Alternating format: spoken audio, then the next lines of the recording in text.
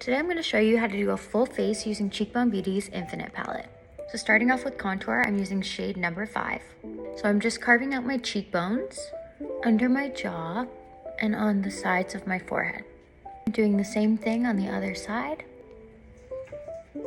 Next I'm taking shade number 2 and just applying that on the high points of my cheeks. Then I'm going to mix shades 10 and 11 and just pop that where I want my blush to sit. And a little goes a long way. Then taking shade number 3, I'm just popping a bit onto my nose, just for a little flush of color. And then with a small blending brush, I'm using shade number 9 and just applying that all over the base of my lid. And then to deepen it up, I'm using shade number 8 and just applying that all over my lid as well.